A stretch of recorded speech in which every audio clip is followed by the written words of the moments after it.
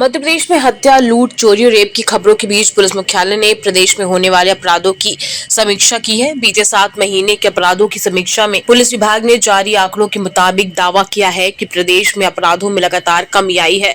SCRB की report जारी करने के बाद प्रदेश में सियासत गरमाने लगी है। राज्य अपराध अभिलेख ब्यूरो यानी SCRB ने साल 2023 और 24 के 1 जनवरी से 31 जुलाई तक के हुए अपराध की समीक्षा की है।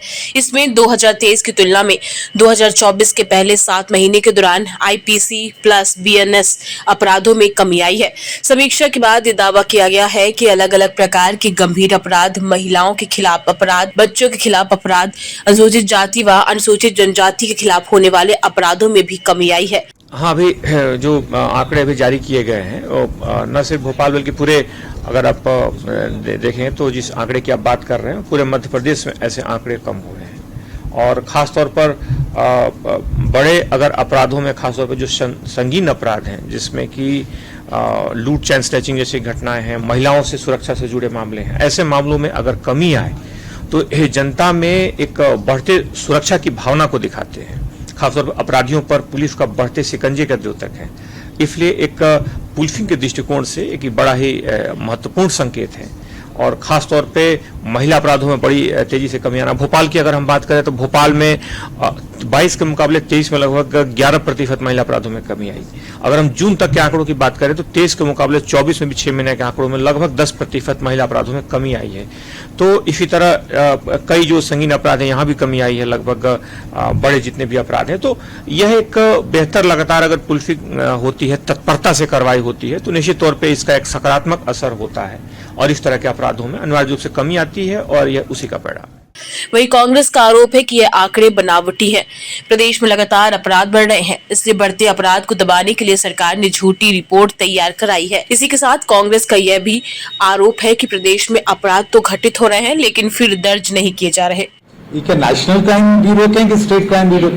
बात वही है ना, नेशनल के होते तो मानते हैं, हम आंकड़ों की बाजी करने लगे। जब लगातार इनके ऊपर आक्रमण होने लगा अपराध बढ़ने की बातों को लेकर, तो अब उन्होंने आंकड़ों की बाजीगरी चालू कर दी। और ये भूल जाते हैं कि 2 महीने लोकसभा का चुनाव था जब बाहर की पुलिस और सारा चाक चौबंद व्यवस्थाएं थी। और सबसे बड़ी बात है कि अपराध रजिस्टर्ड ही नहीं हो रहा है। अब नेहा तिवारी जी का क्राउन चोरी हो गया, कल से लेकर आज तक क्या FIR हुई है क्या?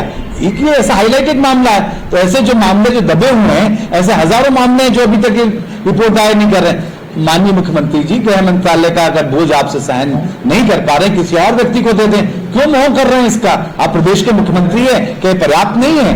अगर कम से कम आप ये आपका बोझ कम करेंगे तो प्रदेश के जो नागरिक हैं वो सुकून से रहेंगे और मध्य प्रदेश शांति का टापू बना रहेगा। और आप बोझ तले रहे तो क्राइम बढ़ते रहेंगे, रोकथाम नहीं होगी।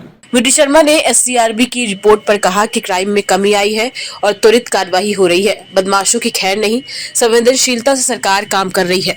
कांग्रेस का काम झूठ बोलना है।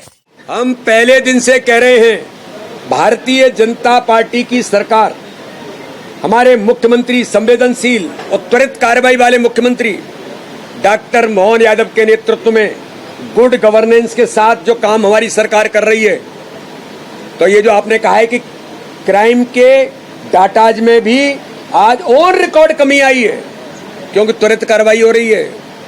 गुंडे और अपराधी बचेंगे नहीं, सुन लें,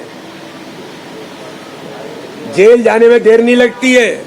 तो ऐसे अपराधियों को भी लग गया है कि भारतीय जनता पार्टी की सरकार मध्य प्रदेश के अंदर आज हमारे मुख्यमंत्री के नेतृत्व में एक संवेदनशीलता के साथ जो काम कर रही है, उसका परिणाम है कि ये डाटा और इस प्रकार की घटनाएं कम हुई।